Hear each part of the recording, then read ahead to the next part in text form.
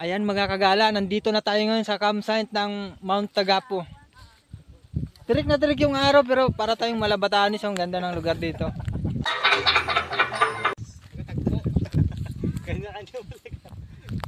Ay mga kagala, mayroon ka pala kami ditong ship, si Boy Negro, kasi mainit na kaya. Hello po. Napakaganda po ng view dito. Napakalakas po yan. Wow. Ito po, nabudol po ako. Guys, ang hirap pala nito. Good for beginner daw. Pakita mo yung view. Napakaganda ng view guys. Ayan oh. Oh. Hey, Batanes. Batanes. Ayan mga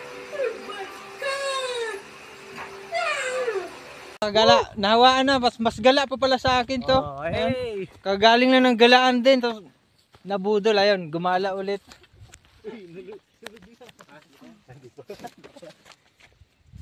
Ayan yung tagaluto namin, oh. Ayan, macho pa yan, oh. Ano to? Lutong pasam. Luto tayo ng ano, sabi to.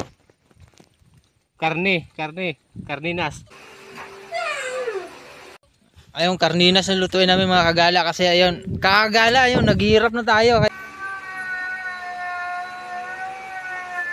Kaya kahit walang budget, kaya basta makagala lang, ayun.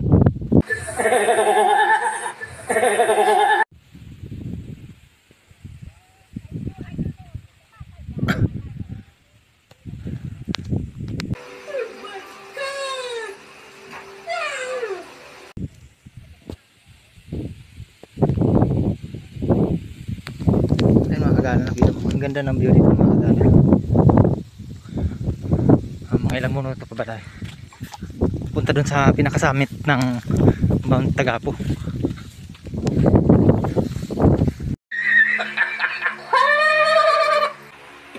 minutes later.